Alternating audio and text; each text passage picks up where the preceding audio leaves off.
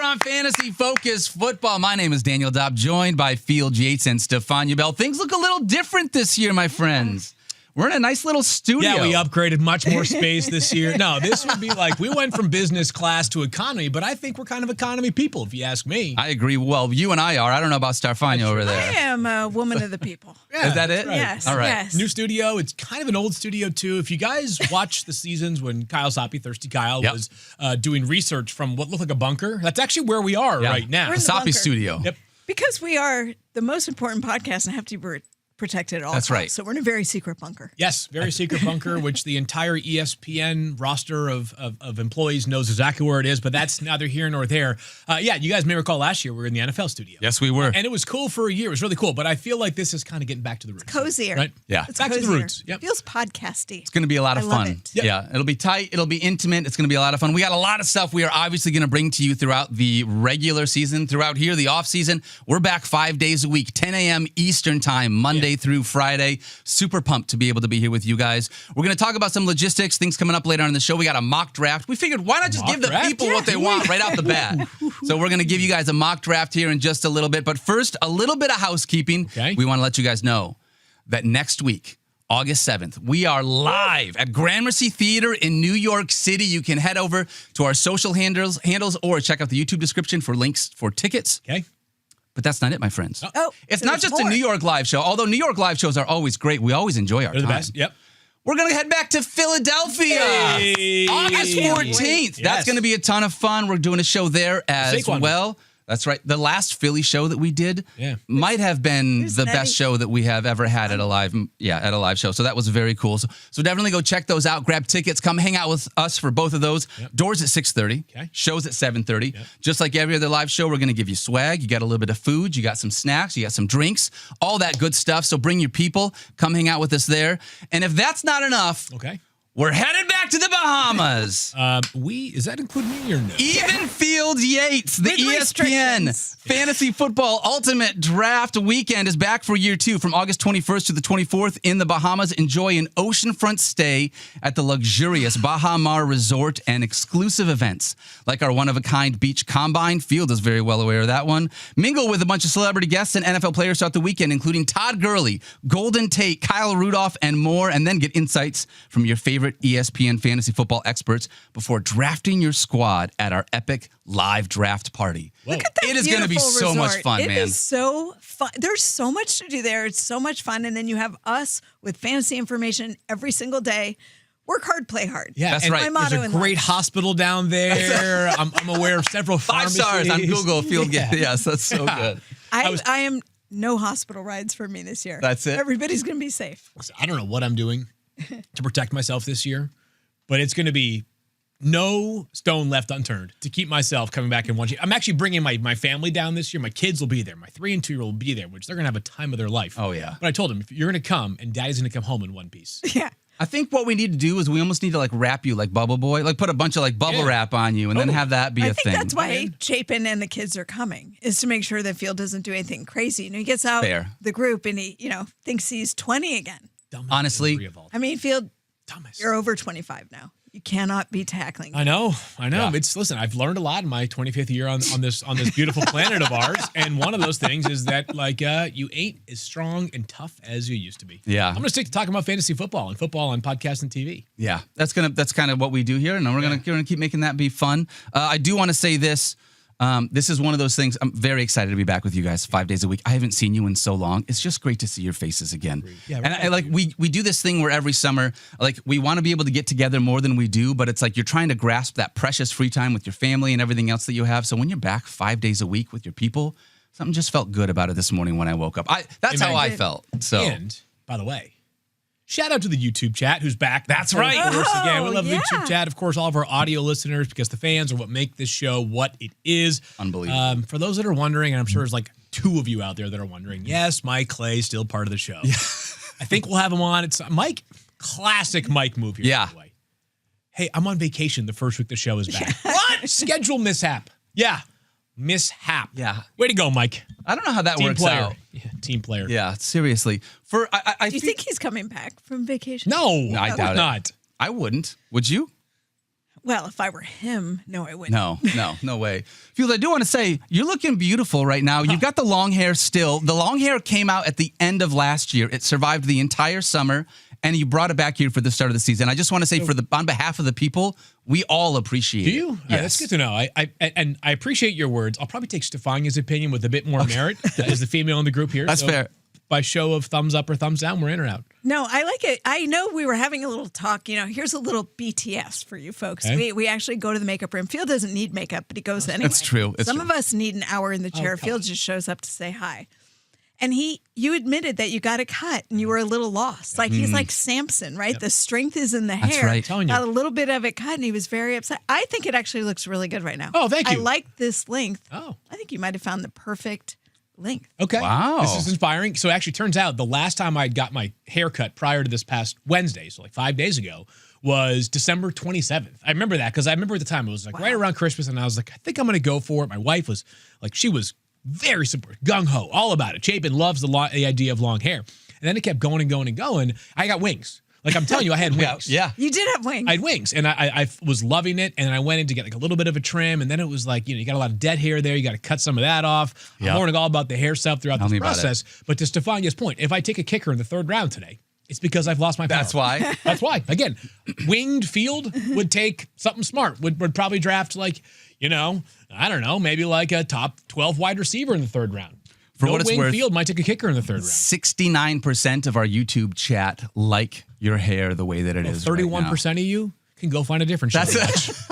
Honestly, Field, if you had just gone to great clips like our boy Kirko Chains, you wouldn't have had a problem with it. Stephania, that's also from Quarterback. Stephania only gets 3 DVDs a month from Netflix, so she has yet to be able to stream it. So she's working her way through the queue. The original business. Some of us are actually planning our training camp. Oh, that's visit, what it is. So we know we're doing extra work. Yes. All right. Well, we got so I'm going much. to catch up on that on the road. Yes. Yeah, we'll have a lot to be able to dive into. Later this week, we got a bunch of things. We're going to go into all of our tiers from each one of the positions. But for what it's worth right now, let's get started with our very first mock draft of 2025. Yo. All right.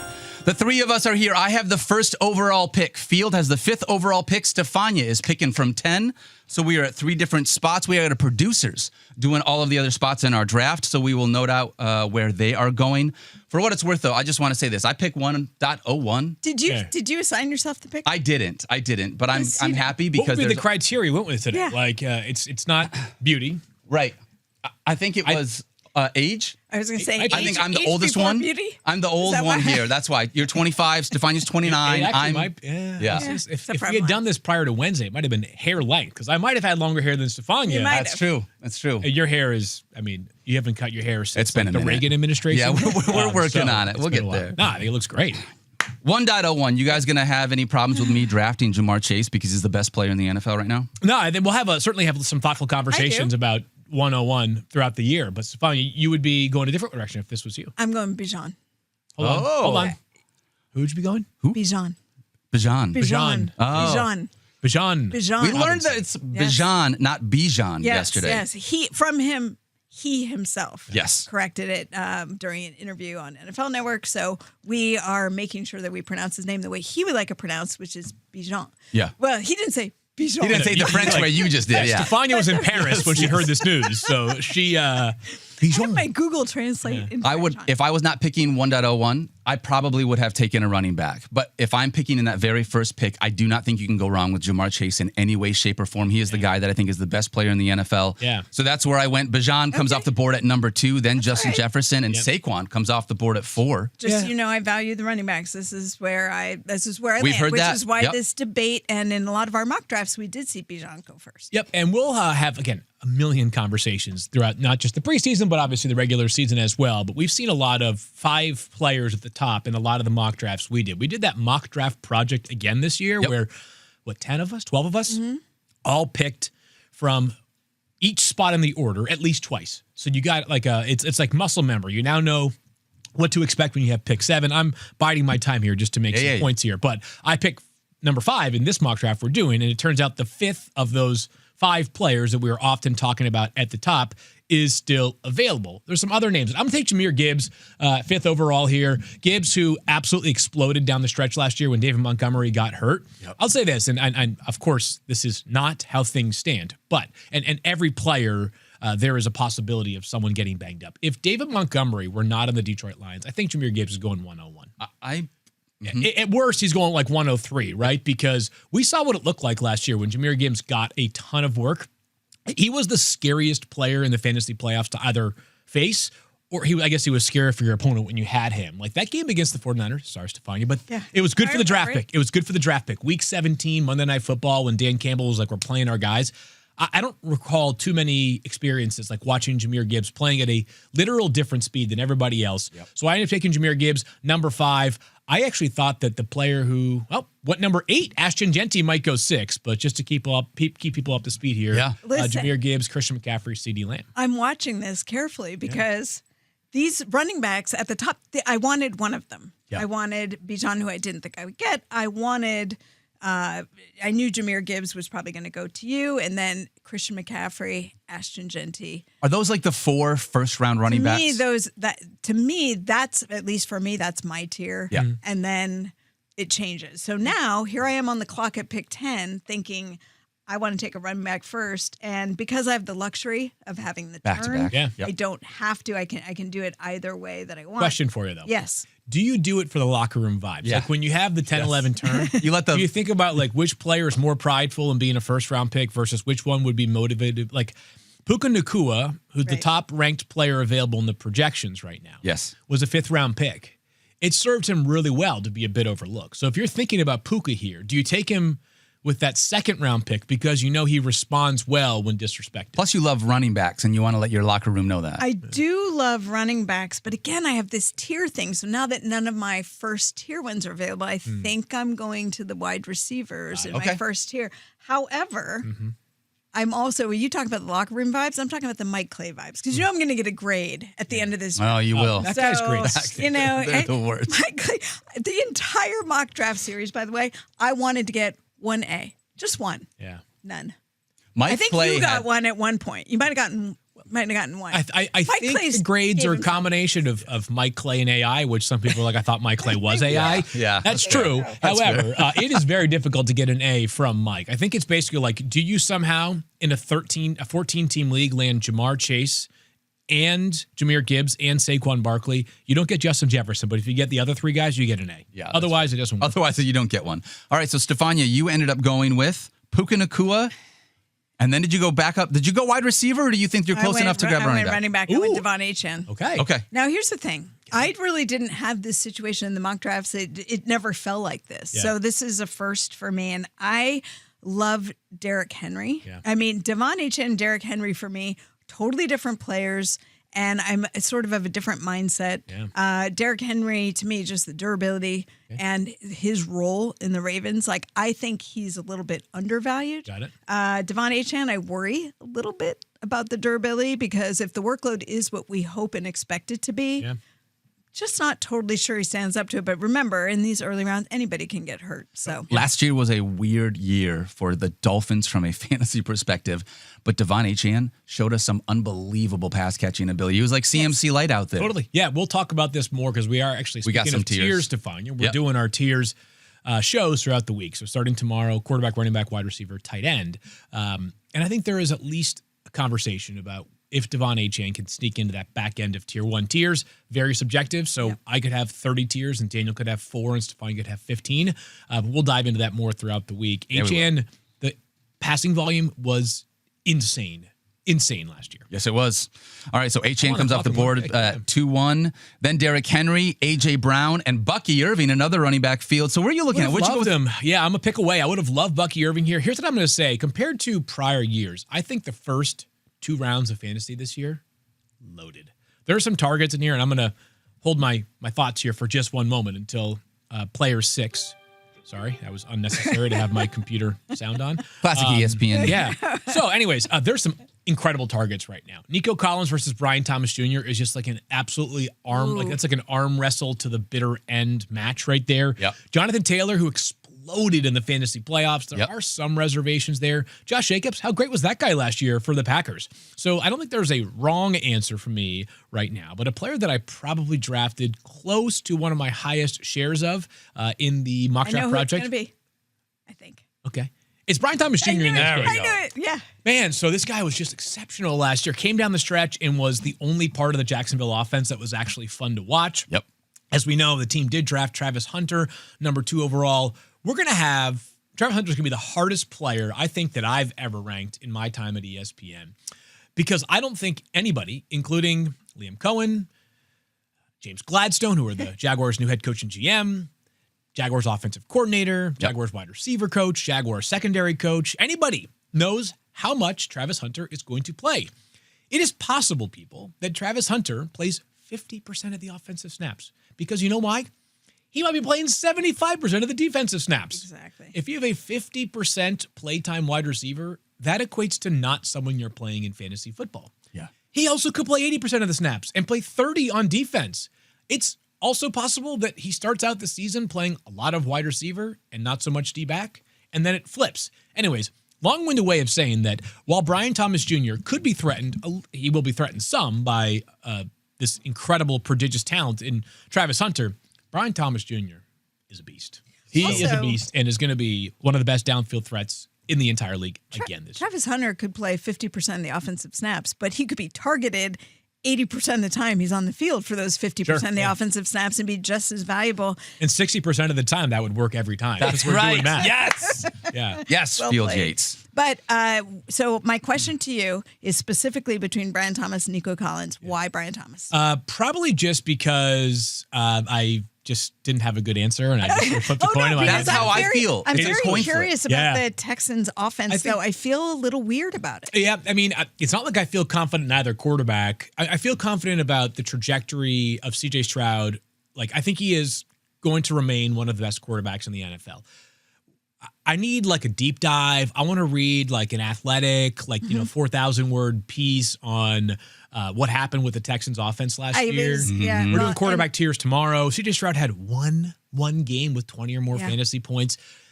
Until Jaden Daniels, C.J. Stroud had one of the, at least on the short list for best rookie seasons ever by a quarterback. And you're like, that's going to be a monster in fantasy the following year. Not quite. It's really close between Nico Collins and Brian Thomas Jr.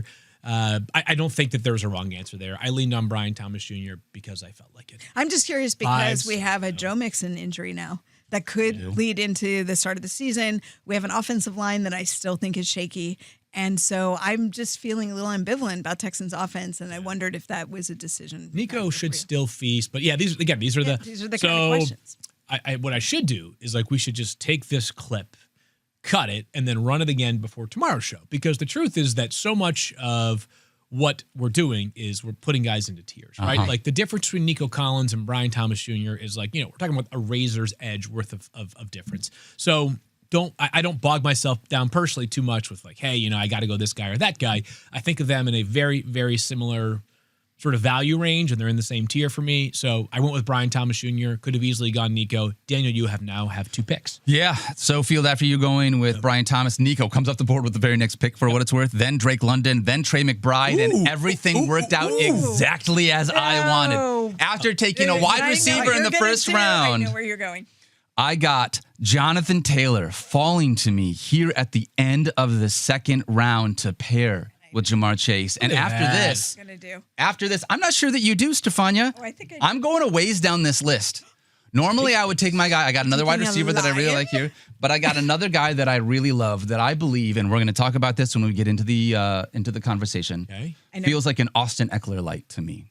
Austin Eckler. And I am just so in on this offense. Chase Brown? And I think Chase Brown is going to come back and be another fantastic running back as a pass catcher in this Bengals offense with the way that they utilized him last year. What did they do at the running back position here? Not they much. brought back Zach Moss, maybe? Yeah, he's still on the team. Yeah. Okay. I don't know much about that neck injury that bothered him late last season, but yeah, I mean, They had Taj Brooks sort of, late in the they're draft. easing him back in, but I kind of want to see what that means. Yeah. Why would Chase Brown not be the definitive, RB1 in an offense that, again, after watching quarterback, and I just want to say, I felt so bad for Joe Burrow scoring 30 points in game after game after game after game and losing. Unless he gets a contract dispute, he should be fine, which is very in vogue right now. With Cincinnati, yeah. So, yeah, you're good. I backed it up. I went running back at the 2-3 turn to pair with Jamar Chase. Even though I already had a Bengal, I thought, why not go with the second one? Your team looks pretty good so far. I'm okay with this one. I think it looks okay. Yeah. All right. So then obviously we got, this is where I think you start to get a more, when do you hit that point where you start to have to think a little harder? Are you at the point here in the third round yet where the names I are don't know about less? you, but I think about all my picks.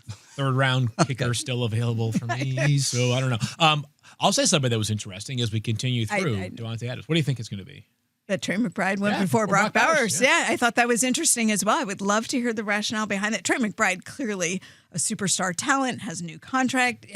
Everything except the touchdowns. No, remember that time he scored one last year? It was week 24, but he scored one. I don't think that's happening again.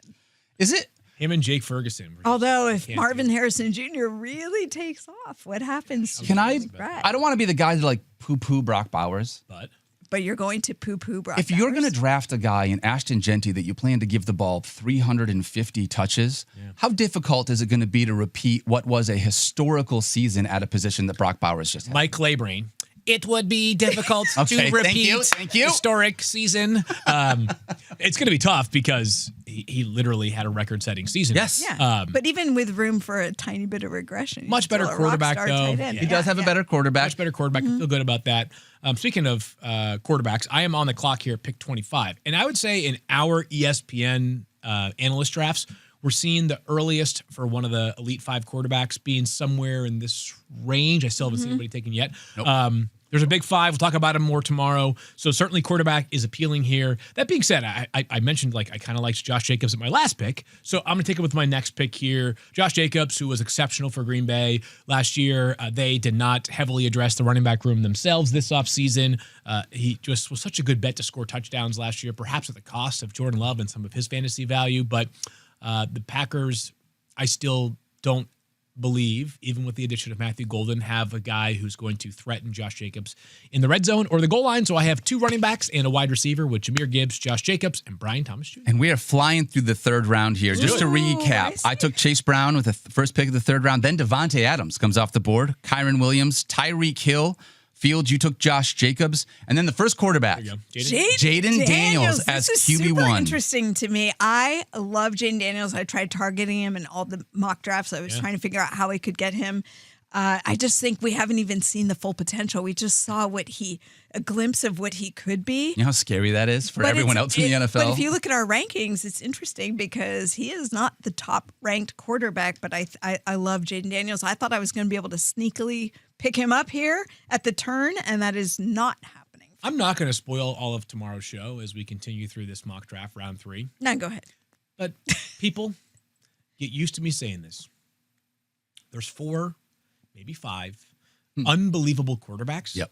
And I would say, if you were to, you have to almost think of it as what percentage of the pie do they own as finishing as quarterback 1? And it's not like I feel as though my top ranked quarterback, Lamar Jackson, has a 70% chance to feel as quarterback 1.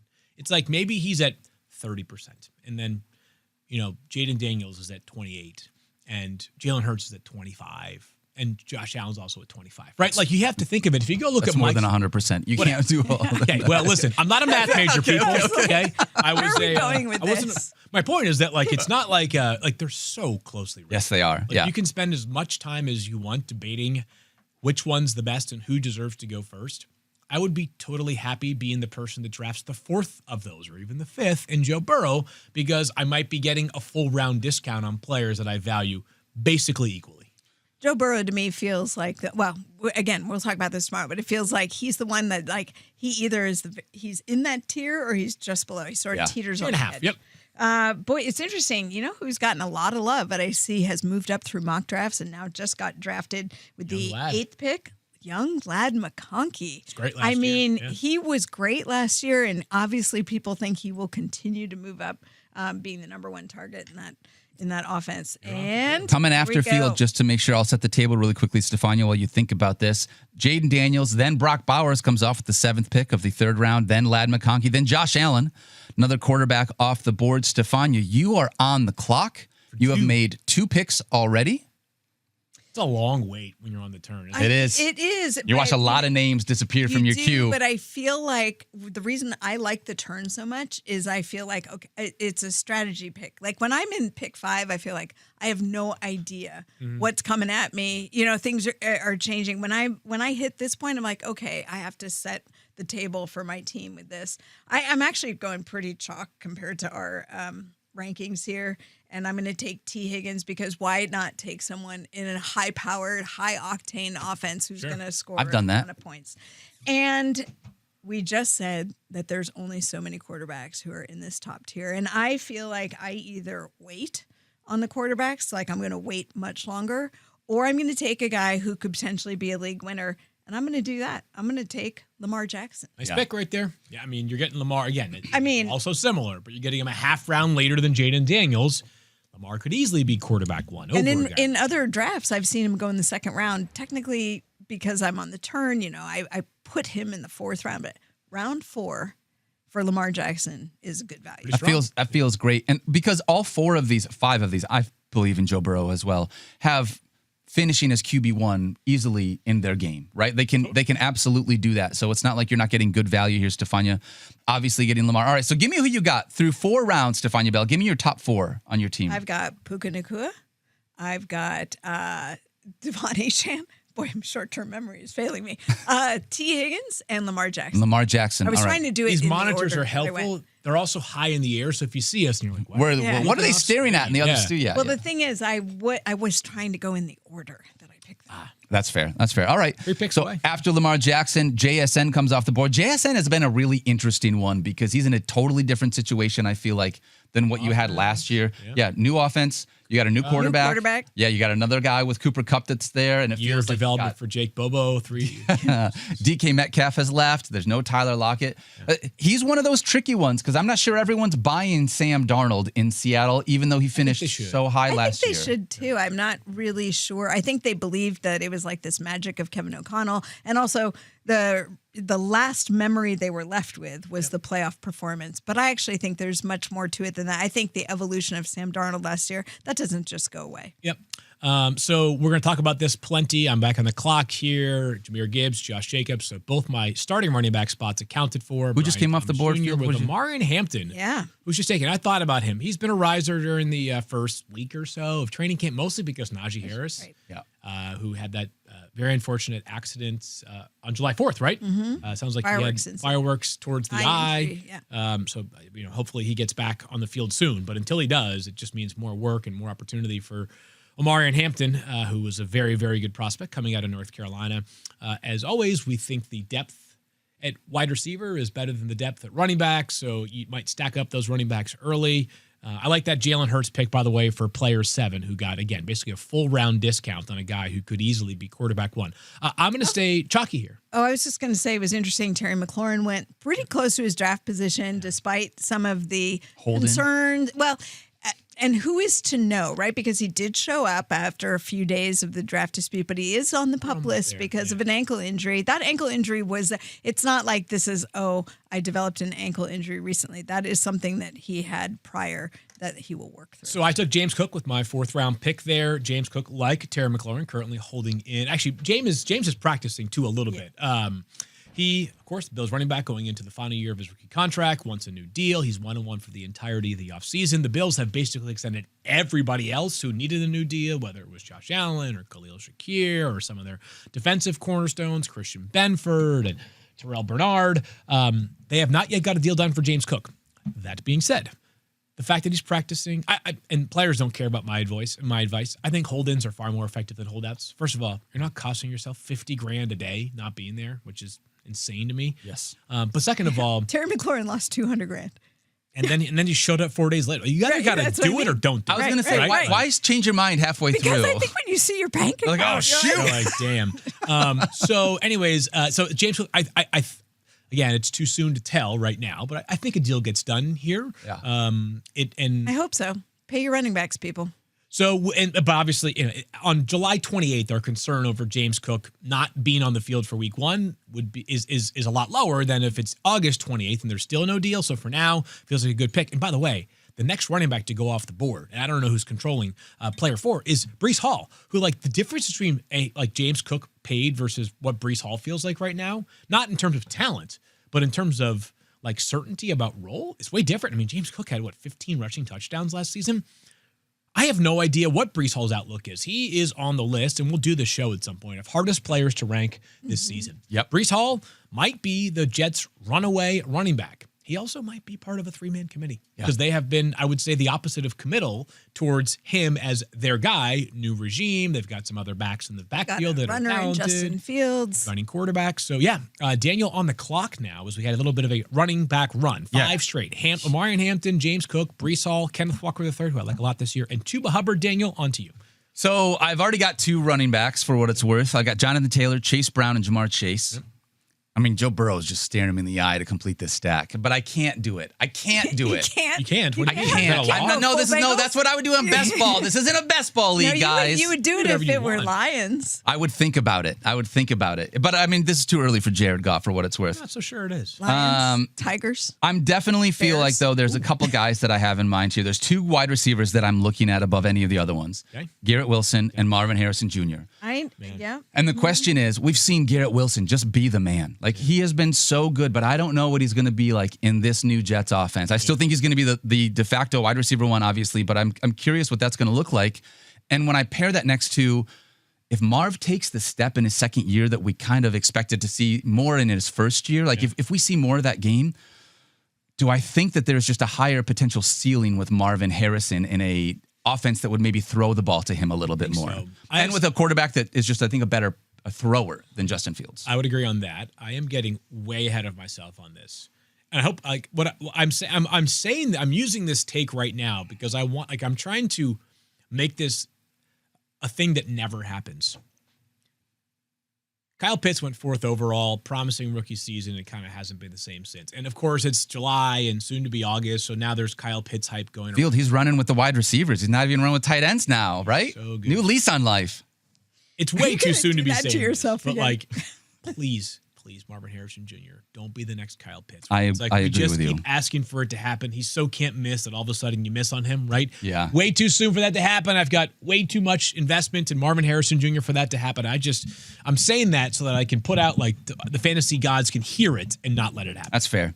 So I could take both of them. I could go with both Marv and Garrett Wilson. The other guy that I'm looking at here is kind of that, and this will be the end of the week, the last guy in like this top-ish tier at a position, and that's George Kittle. Yep, me too. If I want to run with a guy as a top-tier tight end, I feel like this is like the end of those guys for me. There's definitely a fall between him and Sam Laporta in that next group. So Great. I think I am definitely going to take George Kittle. For locker room vibes, I'm going to grab him in the 4th to let the tight ends know they're valuable to the squad. And then Marvin Harrison Jr., Garrett Wilson. I'm going to go Garrett Wilson. Okay. He's so good at football, man. And if there's one thing that I feel like Justin Fields needs to do, it's get the ball to the guy that he threw the football to in college. Yeah, he knows exactly how to be able to get the ball to him. You're an all vibes team. I love you. By the way, that's who I am, Stephania. George Kittle, I tried targeting him in most of our mock drafts. I think I ended up with him. I was one of, you know how we got the feedback of like the most drafted. Your exposure. He was one of them. And I'm sure, cue all the Homer, 49ers love. Yeah, exactly. However, how many pass catchers are on the field right now for the 49ers?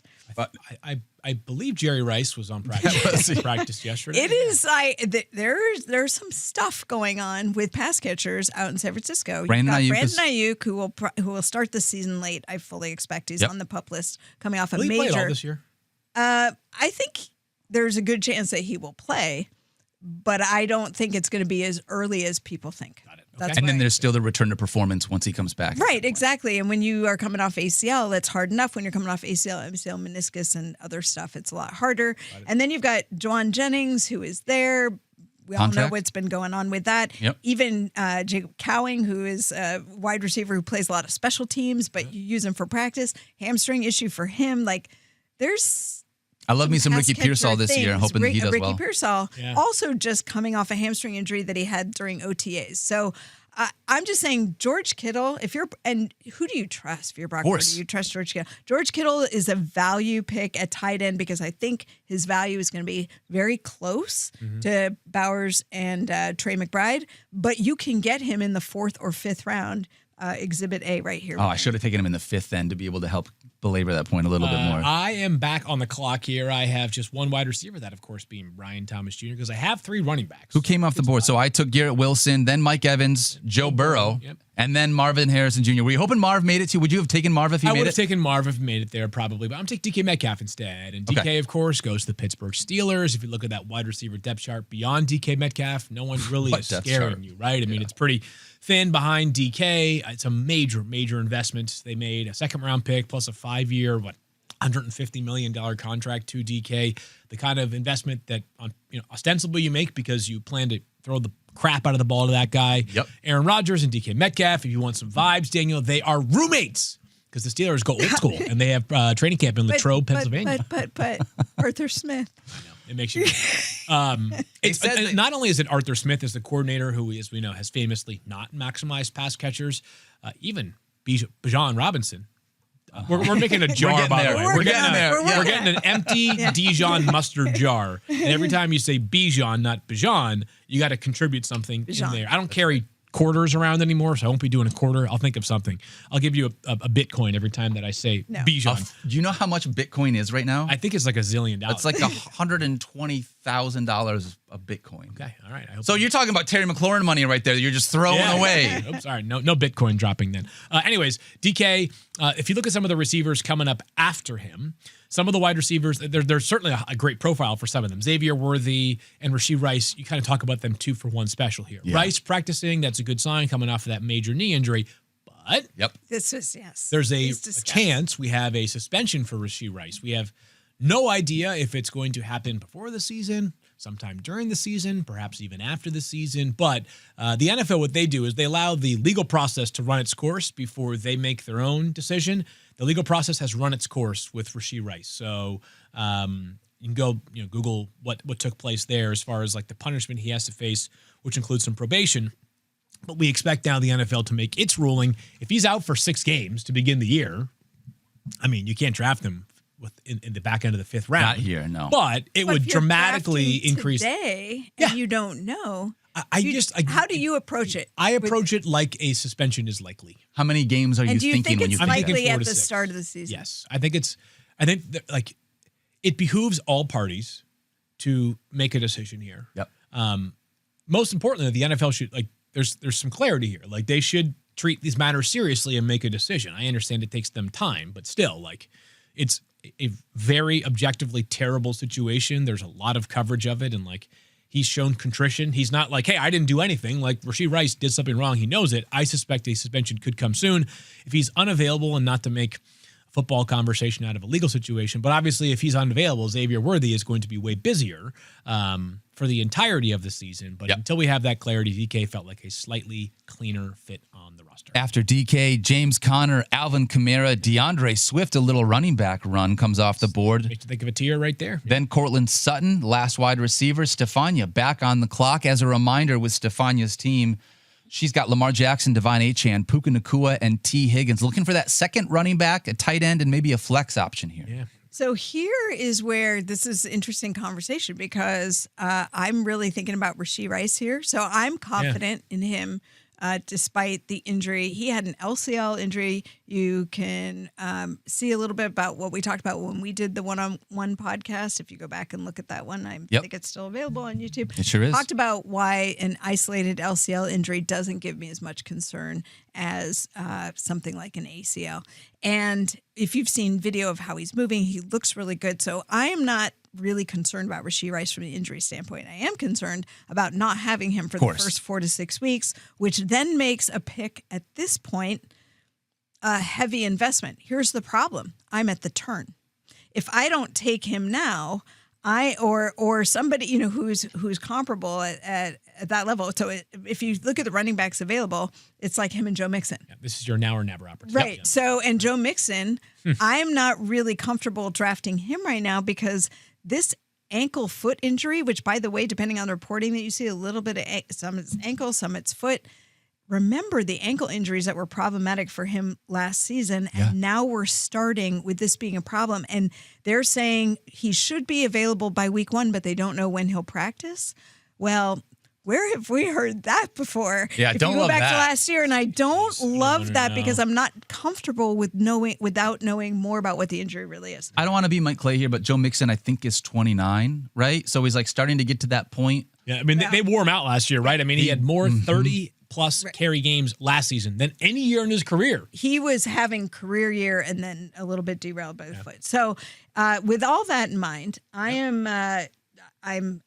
it makes me nervous, but I am going to ultimately go with Rashee Rice because I don't want to wait until we get down into the 60s. He's not going to be We're there. talking about tiers, right? Because I will have to figure out another way to supplement my running back rotation in the first few weeks, and I will do that. I'll figure that out later. You don't pick until 70, so you're... So now my question is, do I see Sam Laporta on the board? Do I want a tight end up at this level? Or do I want to continue to build out my other pass catchers not at that position, maybe wait on tight end? I took your tight end if you want to take my tight end. You know what I mean? I got Kittle. You can take Laporta. We're still on Sorry. Disney. Sorry. Still a family network. I know. I honestly, Daniel, what are you doing? Trying to disrupt me. No, you know what? Who I'm going to take? I'm going to take Calvin Ridley. So I'm going to take Calvin Ridley there. I did not want to go also with Xavier Worthy. I actually have mixed feelings on what the Chiefs receiver room is going to end up, how that's going to end up playing out. Okay. I'm not as big of a fan of DJ Moore as where he is ranked. Okay. I actually think I like Rome Odunze better in that offense, and I would rather wait and get him a little bit later. Like it. Early vibes out of Chicago's practices have been all over the place, it feels like. Yeah, I'm trying to pay less attention to training camp updates this year. There's been a lot of discourse on this recently where it's like, one day a guy has one drop and it's like, oh my God, or like Aaron Rodgers didn't target DK Metcalf in 7-on-7 and it's like, he must hate him. The next day he has 9 straight completions to DK and it's like, he loves him. So I think water will find its level. Like my general feeling on the Bears offense is that it will be much improved with an incredible new head coach / offensive coordinator. Caleb Williams is super talented. Yep. It just may take some time. It may not be week 1, but it'll get rolling. And we've got choice. There are still a lot of mouths to feed, and they have a new tight end added into as another potential pass catcher. But I think I like the rising star of Rome Odunze, and I think that he and Caleb have a good thing going. That was well, too bad he just went. I'm going to stop talking about who I like in case anyone's listening. But what I will say is. I just decided I wanted to wait on the tight end instead of putting that money into Sam Laporta. So we are going to try to do 3 bench picks. We are. Bypass kickers and defenses. Sorry. I just took Xavier Worthy. We were just talking about that Chiefs wide receiver room. Because even if Rashee Rice is not suspended to begin the season, it does feel like the Chiefs offense this year will be built around Xavier Worthy and Rashee Rice. Yep. Worthy was so interesting down the stretch last year because he played great and he had big numbers. Obviously, they got whooped in the Super Bowl, but the numbers were huge for Worthy, a lot of it in garbage time. But he was utilized sort of like how Rashee Rice was last year before he got hurt. It was like dump the football off, let him do the big work for you. As we know, Xavier Worthy is famously the fastest player in the history of the Combine. So I think the Chiefs would like a whole lot more explosive plays this year, which would bode well for Xavier Worthy. But they're still going to dump the football off to each of these guys because they are legit run after catch players. The Chiefs offense is a big storyline going into this season. Who did you just pump your fist for, Dave? I'm mad is what it is. All right, so after Stephania took Calvin Ridley, Sam Laporta, George Pickens, Roma Dunze, DJ Moore, you took Xavier Worthy. Yeah, great then pick. Zay Flowers. It was a great pick. Yeah. Then Zay Flowers and Jalen Waddle. I wanted Jalen Waddle to fall to me so badly. Really? I thought about Waddle myself too. Yeah, it's there's probably 32 of these, but the Dolphins really fascinating offense as well. Like the Chiefs, teams that have super explosive players, but didn't have explosive plays last year. The Dolphins are talking about being tougher and establishing more of an identity at the line of scrimmage and running the football a whole lot more. To me, the trickle-down impact of that, and not to get too far into the weeds, is that if you run the football really well, it makes defenses pay more attention. They can't play as much too high safety. Everybody loves talking about too high safeties, right? Yep. When you have too high safeties, you're protecting against super explosive plays. So if they end up running the football well and teams have to drag an extra safety down, it might mean more explosive plays. So it may take, it's like baking in the oven. It may take a little time to eventually get those Jalen Waddle and Tyreek Hill explosive plays back. But if they can run the football better, it gives them a chance. Yep. All right. Well, you're on the clock. Yeah. Travis Hunter just came off the board. I got to be honest. I'm probably going to pass on Travis Hunter most everywhere in drafts. I feel like he's that guy I don't know how to fully evaluate. And so unless it'll get to a point where it's like, wow, he's clearly the best player on the board. But unless that happens, I feel like there's other guys that I just know more about. I feel more, confident in what I know about how these players are going to be on the field than I do with Travis Hunter. He's a high variance player, right? Very much. So the best case scenario for Travis Hunter is they say, you know what, we're holding it down on defense. We'll play you on, third and gotta have it, red zone situations, but you're mostly a wide receiver.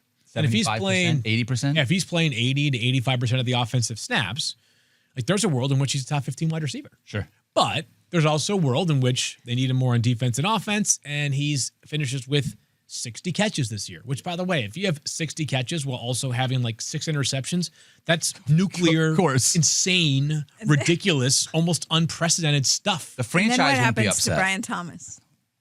If he plays 85% of the snaps, yeah, it probably means Brian Thomas should be more like wide receiver 15 as opposed to wide receiver like 8 or 9. Probably. I know, it's interesting because you have to invest a lot to get Brian Thomas right now. That new Liam Cohen-led offense is going to be interesting to see. All right, so I'm on the board. 4 more rounds, do you think? Yeah, well, we definitely can. Okay. For what it's worth, I got Jonathan Taylor, Chase Brown, Jamar Chase, Garrett Wilson, and George Kittle. Wow, that's a good-looking team. All right, I'm probably... No. Go ahead. I'm probably compliment yourself. Gonna go with a guy that I think is a really good wide receiver here. I wish there was a little bit more passing volume in this offense, but Devontae Smith. Oh, okay. I thought about J-Mo, but the difference is if I'm gonna take another guy on that team, I don't want to double up on Lions potentially. Yeah. So I go with Devontae Smith there, back on the clock. That gives me my third wide receiver. So Jamar Chase, Garrett Wilson, Devontae Smith. My 2 running backs, Chase Brown, Jonathan Taylor, and I'm gonna take David Montgomery as my third running back. Joe Mixon's still hanging on by. I am not. Joe Mixon scares me. At some point, he's got to go, though. Of course. Right? I mean, you're talking about a player who, if he's healthy for week 1, which hasn't been ruled out, nope, the rest of the backfield stinks. I hate the thought, though. I hate the thought of a team saying we think he'll be ready for week 1. They haven't said anything. Oh, so then where did that come from? No, there's reporting that. But say they haven't said they haven't come out officially, but these are well sourced. Okay, so we think. Okay, so that's including no setbacks. Yeah. That's like best case scenario for a guy with all that. That is their goal. Here's what happened. Here's what happened. There you go. Okay. Though, right, with these veterans, especially if they come in with an injury or something that's lingering, carrying over. Look, we don't need you out there all the time, practice and camp. We would rather save you towards week 1. The problem is it's very hard to read on the outside. Are they really in a situation where they wouldn't be ready until week 1? Or are they really like they could play now and they're saying, you know what, we're just going to hold you up. And that's what's hard to judge from the outside. Sure. The team doesn't tell you. Sure. Well, I decided to go with David Montgomery for what it's worth. I wanted to grab a third running back. I think that was valuable to me. Then Joe Mixon, then TJ Hawkinson, and then Patrick Mahomes. Yeah, that actually worked out well for me. I'm taking Baker Mayfield here, who I think might be gone by the time I pick next round. If Patrick Mahomes was still on the clock, I was taking Baker Mayfield.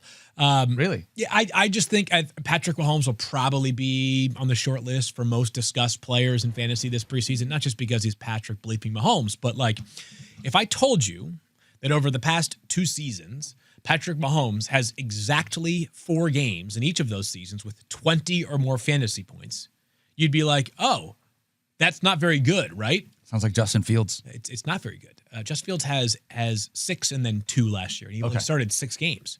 Baker Mayfield had 10 20-point fantasy games just last year. 10 of them. Baker absolutely cooked last year. Baker baked. But in this offense, he doesn't run. Mahomes runs a little bit, not as much as the elite guys, but he runs enough that's a factor for his game. It's harder to sustain 4,000 plus passing yards and 30 plus passing touchdowns, but damn it, that offense on paper in Tampa looks legit. Mahomes, the idea, the optimism is of course baked in the fact that he's still Patrick Mahomes, and the pass catchers, when they're all available, do look much better this year compared to last year. Hollywood Brown also back in the mix, healthy right now for Kansas City. But I do have Baker Mayfield as quarterback 6 in my rankings. Tristan Wirfs injury give you pause at all? It's one of those where it's he's an amazing player, but not enough offensive tackle. He gets the ball so fast as Baker Mayfield that I'm confident in Baker Mayfield keeping. He's also pretty good at executing when harassed under pressure. Remember that Nick Bosa play last year? That's what you're thinking of, wasn't it?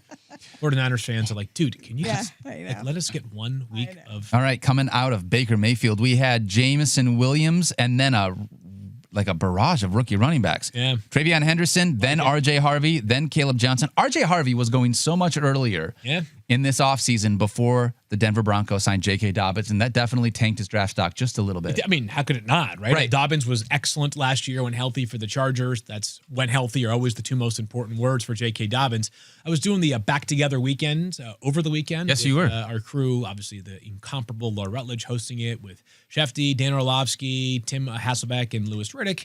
And Shefty said that, really, the Broncos, were not trying or expecting to sign J.K. Dobbins. It just got to some date on the calendar, July 1st or something. And they were like, so this guy who's really good is still available, and he's available for a moderate cost, which to me can be taken 2 ways. One, the objective way is he's there and he's really good, and R.J. Harvey's role did change, but it's also a sign of how they felt about R.J. Harvey, that they really weren't planning on adding somebody else. It just was opportunity knocked. Harvey will discuss plenty. I actually thought there was a chance that Caleb Johnson would go the highest out of those 3 running backs, because out of Henderson, Harvey, and Caleb Johnson, there's a reasonable case to believe that Johnson's the best bet to take his team's first carry this year. Caleb Johnson was the other guy I was going to consider taking rather than David Montgomery. It was the one that I was thinking about. For what it's worth, while you were doing that NFL weekend that you were talking about, Mike, Stephania, and I went putt-putt golfing this weekend. We really wanted you to be there, but obviously you're doing television. Spirit. Spirit, yep. And while we were there, a gentleman came up to us. He was putt-putt golfing, and he said, hey, can I bother you for 1 second? Are you Daniel Dopp? And I said, I am. I said, what's up, man? How you doing? And he was very excited, and he turned, he looked at Mike, and he was like, and you're Field Yates? And Mike said, yep. And I was like, no, this is Mike Clay. To which Mike and I immediately responded, why did you do that? Why did we not just let it go? Why did I say, no, we should have said this was Field. I should have just let it roll. It's my fault.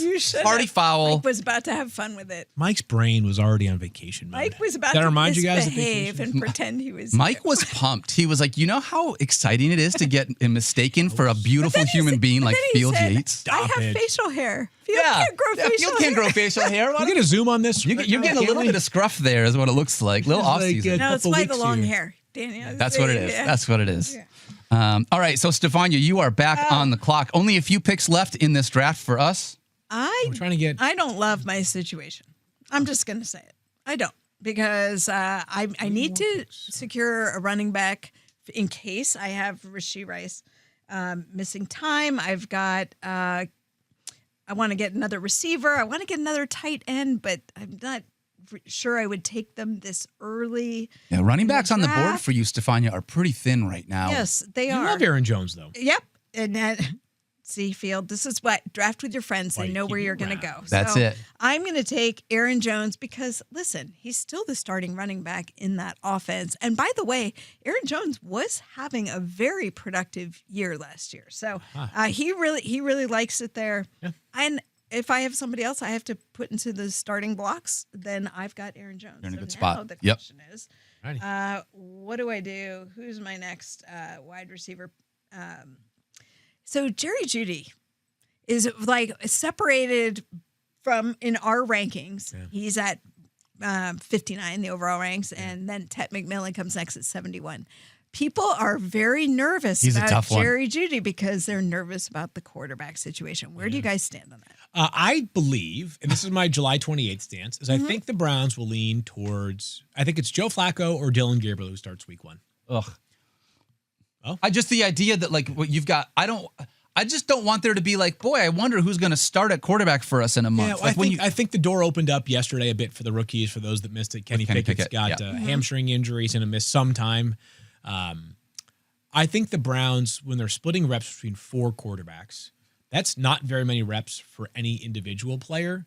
So still learning the playbook, rookies, less likely to start week 1.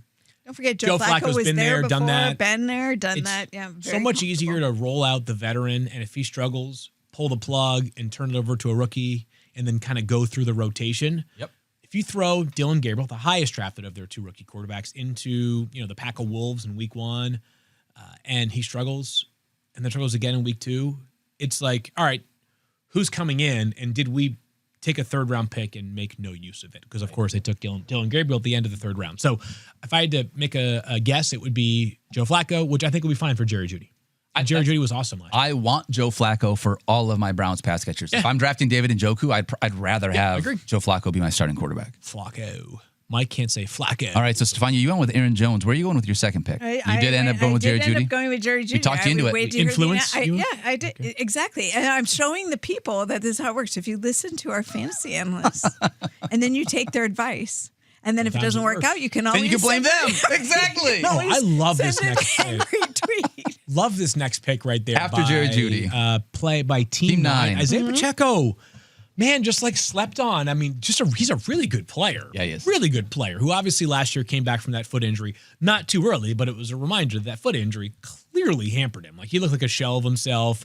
The team had no running game last year. They still somehow made the Super Bowl, but they had no running game last year. Pacheco should look much more like the player that was going like 15th overall last year. So I've had this conversation this offseason where it's what's changed? Other than Pacheco getting hurt last year, what's changed in this backfield for the Chiefs? Did they add anybody super interesting that's really going to make you nervous? Here's what I think part of the problem is on Pacheco. I think people think that he didn't look great when he came back. Remember, he was hurt last year. Yeah, but he came back from injury. Yes. I know.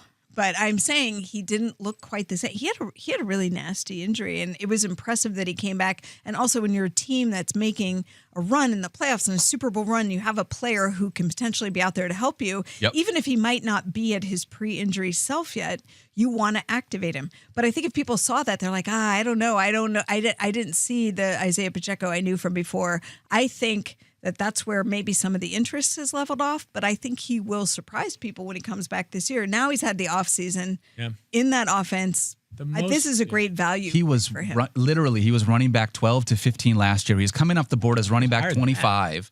The team has not added anyone else at the running backs. Rashad Smith, a 7th rounder, right? Pick, who was a wide receiver at Miami, who became a running back at SMU. Good player, but... Okay. And are you worried about the ghost of Kareem Hunt and the lack of efficiency that exists there? I am not. So I'm in on Isaiah Pacheco. I'm on the clock. I understand that he is alive. I'm just saying, like, he's not a guy that, like, I think is going to steal carries. I am with you, Field. If Pacheco, it didn't work for me in ADP, but I think he's great value here. Yeah, I agree there. We were getting down to the nitty-gritty here. We're trying to get through again. Actually, Travion Henderson, too, who went earlier in that range, in that range. I like him as well. All right, so I have already got a full slate of wide receivers. Obviously, I also have a bench player in Xavier Worthy who could start for me. So I'm going to go with an upside play who may also miss some time to begin the season. That's Jordan Addison, really talented player who was really good last year. Yep. The Vikings, of course, have this.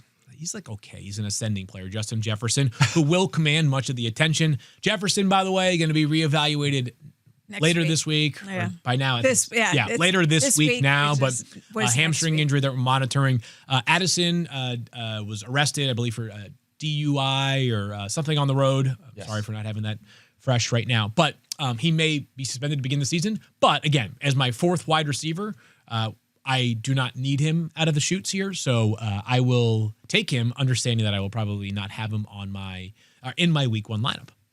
But you won't need him in week 1 with where you got. Like, that's why he's so great. Yeah, for you Brian Thomas Jr., DK Metcalf, Xavier Worthy, or James Cook in the flex have me accounted for, so I do not need Addison in week 1. All right, so coming out of the 8th round, Stephania took Jerry Jeudy, then Isaiah Pacheco, Tony Pollard, Tetaroa McMillan. We're not going to call him Tet McMillan because I guess he doesn't like that. His mom prefers Tetaroa. Yep, Tetaroa. Okay, Yep. so Tetaroa McMillan. Then, and if Mama likes it, that's what you got to do. Tetaroa? Right? Yeah. Yep. All right, then David Njoku, Jordan Addison, Field, that's who you grabbed. And Cooper Kupp, another guy that has fallen in a major way based on where he was. Different expectations this year for Cooper Kupp than what we had as a superstar a few years ago. The Seahawks paid Cooper Kupp like a player that they believe will be the guy that had 21 targets in his first game last season. Remember that? I do remember. 21 targets against your Lions. He became. I remember that. Who did you give us the ghost of a minute ago? The ghost Kareem Hunt. Kareem Hunt. Yeah. Cooper Kupp was kind of in that. I mean, like at the end of last season, there were games where he would see like he'd get one catch, and you're like, "Oh my God, Cooper Kupp!" This is not. It was definitely that switch, right? The elevation of Puka Nacua. Look at the difference. Puka Nacua at the very tippy top of our wide receivers, and Cooper Kupp. How the mighty have fallen. So I think that the reality for these guys is for Cooper Kupp is that the Seahawks have a great belief in him. He's also wide receiver 2 for Seattle in what should be a run heavy scheme. But that's why Cooper Kupp is going, round 9 right now? Round 8, end of round 8. End of round 8. So after Cooper Kupp comes off Jacoby Myers, I was hoping he was going to last. I wanted Jacoby Myers. He's one of those guys that I feel like always lasts longer than he should. Yeah. He's just a good football player. I debated between him, actually, when I was looking at Jerry Jeudy. I was thinking about Jacoby those two. Myers. And then Chris Olave. I ended up going, I need another wide receiver here. I only have 3 in Jamar Chase, Garrett Wilson, and Devontae Smith. I ended up going with the rookie, Matthew Golden, seeing what this guy could bring to the table here in a Jordan Love-led offense. Packers are looking for a true wide receiver 1. That's the question. Is he going to be that guy? I don't know. Are they, though? Because they seem to be like... They are. They should look for one if they're not. They seem to be suggesting they need one. I don't know if... I like the talent of all their wide receivers. I think Jada Reed's That's a what I mean. player, and why Christian Watson, when healthy, is obviously a useful player. Well, they told this. I mean, Josh Jacobs came out in September at the beginning of the offseason. He was like, we need a wide receiver 1. Everybody was like, oh, did you just say that about his teammates? And he was like, yes, I did. So I think the Packers have told us they believe they need a wide receiver 1, which they got in Matthew Golden. The question is, does he emerge as that right away? Because we haven't really seen with Jordan Love like what it looks like to have a 1 wide receiver offense. Yeah. It's been like everybody gets their plates and we feast. I where we are at round 9 of the draft, totally reasonable. Wide receiver 4 for me. Yeah. Yeah, he could also be the 3rd Packers wide receiver. Absolutely. Wouldn't surprise us. I'm going to grab a quarterback here now that I've waited this long. Yeah, I do need one. But they're great options. There's so many good ones on the board. That's right. Bo Nix, Kyler Murray, Brock Purdy, Justin Herbert. I love Dak Prescott again this year. Justin Fields. If we weren't wrapping up this draft, I probably would wait another round or 2 before I grab a quarterback with all the names that are still available. But I'm going to go with the guy that I love the most, and that is Bo Nix, excuse me. Excited about the second year, not Brock Nix. Second year in Denver. How dare you? Excited to see how that offense is going to continue to flourish. Watch him. I mean, he looked so good the second half of his rookie season, knows how to utilize his legs. Over 100 carries. I mean, I am pumped to see what he can do here in the Sean Payton offense in year 2. Easy for me to be able to grab him in the 9th round. He's not going to be a guy that I think has a chance to finish as QB1 in fantasy football, but given all the other values that I got on my team, I'm happy with him here. Dig it. I'm on the clock in 2 picks. After Bo Nix, Cam Scatterbo came off the board. Then Stephon Diggs. Stephon Diggs, another wide receiver that has just continued to fall. His ADP, I think his ADP will actually climb back up I think it's going to rise now that he's not on cleared the to PUP practice. List. Yeah. So he did not end up on the PUP list at all for the Patriots. I was going to say by all accounts, he's had a great rehab. Like I know crap about rehab processes. That being said, the fact that he's on the field for the start of training camp is at least an indication that there is some optimism about where he stands at the moment. And if he's the clear-cut best receiver by a mile on his own team with an ascending quarterback and a good offense, very strong value there in round 9. Oh, Travis Kelce goes. I'm on the clock. I have just one bench player and then a tight end to grab here. I'm going to take our friend Mark Andrews. Choosing basically between him and Evan Ingram, kind of the final 2 tight ends in this tier. What broke that tie for you? Truthfully, some maybe like the do know versus devil you don't know yet. Okay. Like Evan Ingram, New offense. should be very good in that offense. Yep. Is Evan Ingram now at the point where it's like 70 to 80 catches for like 750 to 850 yards and a handful of touchdowns? Whereas I'm not banking on Mark Andrews getting 10 touchdowns this year. I think there's like a non-zero chance that Isaiah Likely explodes this season. But Andrews, because his quarterback is Lamar bleeping Jackson, could catch 10 passes 10 touchdown passes this year. It's Okay. close, very close. Very close there. I was a little bit concerned about Isaiah Likely potentially coming on this year. He's not someone that we have ranked May as not be likely, but it's possible. Oh. All right. After Mark Andrews, Ricky Pearsall comes off the board. And then Juwan Jennings, back to back. I know. The Niners like- wide receivers. Yeah, interesting right there. Would you have taken either one of them, Stephania, if they had fallen to you here in the 10th? I might have, but I actually was probably going a different direction?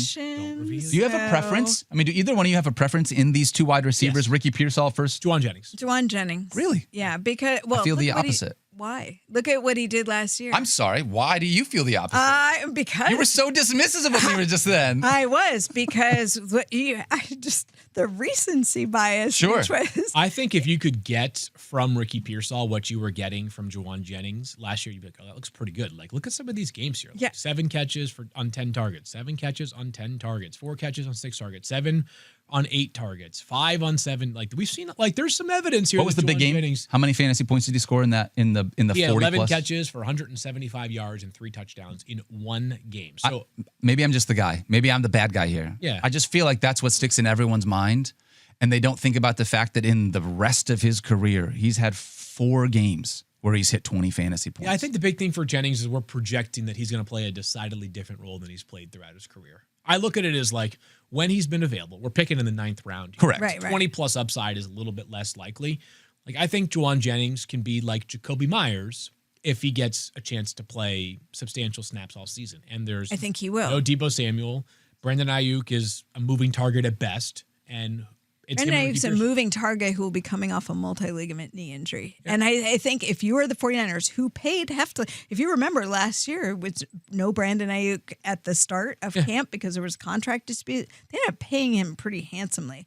That was all part of the issue. If you invest that much and then you have somebody coming off that kind of injury, you are not going to A, rush them back, or B, expect them to overproduce that Vibes year. are bad there too between the player and the team. Yeah.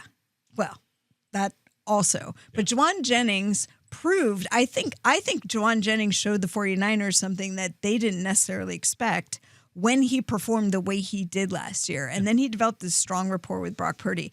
Ricky Pearsall is on the ascent, without a doubt. And I love Ricky Pearsall. What's not to love? The guy got shot. Don't say came that. back and was I love Ricky unbelievable. Pearsall. You like Ricky Pearsall, okay? But Juwan Jennings, I think, is going to step right back into the role that he did last year. So I don't think that was a fluke, is my point. And he becomes the de facto wide receiver 1 right now for them. And this is what's great about being here is you guys are allowed to have your own opinion, whether it's right or wrong.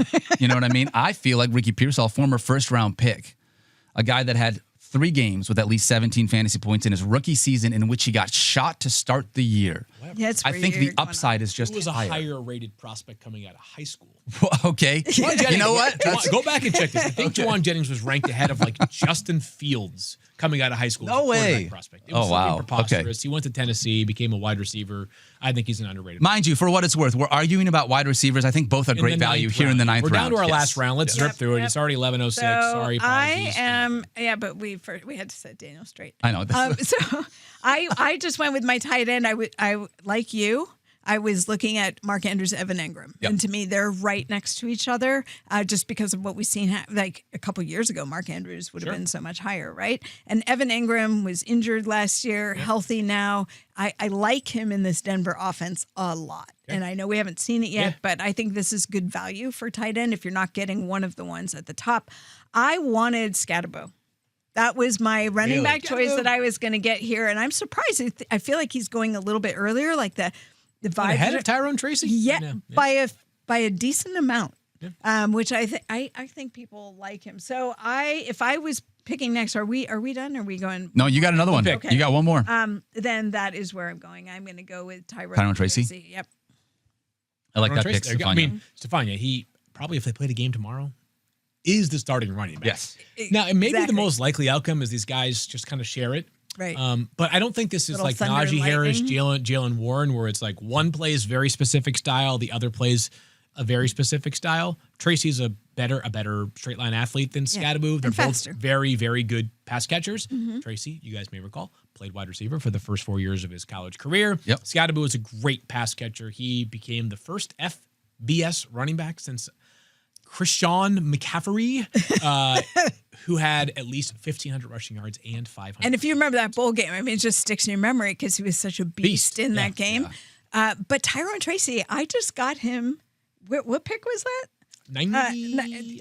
Pick 100. Pick 100. There you go. Yeah. Pick 100. Round Actually, 10. And like you said, yeah. It was round 10. Still, same deal. Pick one. Yeah. If there was a game tomorrow, he's a starting running back. All right, I'm going to rip through this last pick here for me. So I'm thinking I'm targeting, maybe a little bit of upside here. While you look at that, Tyrone Tracy came off the board as Stephania, then Brian Robinson. Kyle Pitts at the tight end spot. Yeah. There's been some buzz about him. Jordan Mason, and then Rashad White. We're looking at a lot of backup running backs here, Field. I'm taking Debo. Getting depth. I'm taking Debo. We'll see. Debo, we'll see. I think there's you guys love him now. He's not. No, you know what though, but I think there's definitely a wider range of outcomes here. Like there's questions about how effective of a player Debo Samuel is. One thing I will say, if ever there was a time for Debo Samuel to be very motivated, it would be right now, right? He's going into a contract year. Adam Peters knew what he was getting, right? He goes, it's a very friendly landing spot for him. And with Jaden Daniels being Jaden Daniels, those opportunities for Debo. I mean, I love Debo in this offense with this quarterback. Yeah, it's wide receiver 2 with an elite quarterback and an offense that really needed that second wide receiver option. They'll scheme some plays up for him is basically an extension of the running game. So I'm in on Debo here. My team is done, by the way. You want me to read my team? Almost. In 1 second, I'll let you do it. Oh, okay. I'll do that. We got Debo, then Javonte Williams, then J.K. Dobbins, then Brock Purdy. I'm the last pick of the draft. I am pumped. Baby. This is the guy I was hoping was going to fall to me. Really? After taking Matthew Golden. Okay. I thought, like you had said, like he's a guy, there's some volatility there, especially within that offense. But Khalil Shakir could easily catch 100 balls this year. Could get close to it. He might not have 1,200 receiving yards and 10 touchdowns, but he's going to be a guy that continues to be a person in this offense that is going to be targeted heavily. I'm going to grab him as my wide receiver 5. Like it. And that's going to wrap it up for this draft. Let's take a quick look at the rosters that we have and pick who we think the best team is. Stephania, we'll start with you. Let's throw your team up on the board. Why? I don't love my team. You don't love your team? No. Wow. What would you do? Okay, so already in looking at it, sometimes you have that. Remind me to never hire Stephania as my legal counsel. What would you do differently now in hindsight? My client's probably just because I'm full transparency, right? This is my ideal team. Look, I've got one of the best quarterbacks in the league. I do love that. And I've got one of the top tier running backs, so I do love that. And I've got maybe the wide receiver who can end up as wide receiver 1 for all of fantasy. So not a bad start. Decent at the tight end position. Don't love all my running back depth. Okay. It's not. It didn't fall to me the way I wanted it, so that I kept waiting. I went with I took a little bit of a gamble, putting Rashee Rice on my bench. I will say this: this conversation, I've heard it in listening. I like to listen to a variety of podcasts. I read a lot of people. I just try to get sort of what is the brain think out there. And there's a reminder. And I would say the year I won the War Room League, this was very true. You don't necessarily win it in the first few weeks. A lot of what you win is what you win at the end. Yep. And so if Rashee Rice is suspended early on, but he comes back and does Rashee Rice things late, then I've got the boost in my bench depth for taking that gamble early. So that was some of the rationale going through my head. But it didn't really end up with all the running back depth. Should we flash it one more time and just read it to people? Read the starters. I think that's a great idea. Sure. So when you look at Stephania's team, Stephania, Puka Nacua. Oh, let's start at the top. Read it Lamar like Jackson, Devon Achane, Aaron Jones, Puka Nacua, T. Higgins, Evan Ingram, and Rashee Rice. That is the starting lineup. Top 3 bench players are Calvin Ridley, Jerry Jeudy, and Tyrone Tracy Jr. I like it, Stephania. You're being too hard on yourself. I agree. Who's next? I agree. Field, you're going to come up next. Let's look at your team here real quickly. Okay, and again, I had pick 5, so I was smack dab in the middle. My quarterback is Baker Mayfield. Tough spot. Jahmyr Gibbs, Josh Jacobs, Brian Thomas Jr., DK Metcalf, Mark Andrews, James Cook. So strong running back trio. Yeah. With wide receiver option on the bench and Xavier Worthy. I like your wide receiver Jordan bench. Addison, I was just going to say, Samuel. your bench is awesome. So can this be my War Room League team? Jahmyr Gibbs was my first round pick. I mentioned, again, we'll talk about this plenty of times. There's sort of 5 players that are generally going with the first 5 picks in draft. In some order of Jamar Chase, Bijan Robinson, Justin Jefferson, Saquon Barkley, Jahmyr Gibbs. I think there's a chance with a little bit of preseason flashing that we'll see Ashton Genty into that mix. Mm-hmm. I think Christian McCaffrey at least belongs in that conversation. There are, I think CeeDee Lamb and Puka Nacua could make a case. That's why I like those values for them later in first round. But that's my team. I feel good about it. All right. I'm into it. My picks.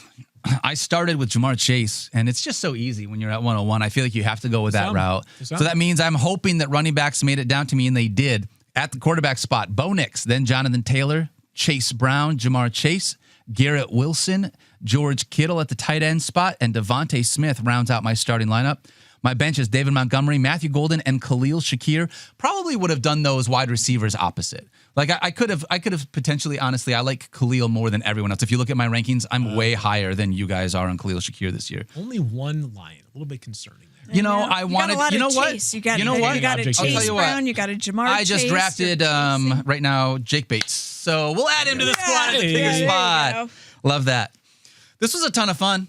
We're back, guys. It was. You know what? The best part about it is like, just the beginning, and also it makes you feel like it's that time of year again, and we're all getting ready for fantasy football. Football is here, and we're going to change our mind 10,000 times by the time training camps are over and roster depth gets adjusted, and we have 3 more people who are done for the year for injury, because that's what happens in training camp, unfortunately. And we're just going to see so much shuffling. It'd be really fun to come back and look at this draft, like right when we get to week 1, when we're doing, everybody's doing like final drafts, see how things change. For what it's worth, 45% of the YouTube vote likes Field Yates draft the most, which means Stephania and I get 55%. I think that's bigger, isn't it?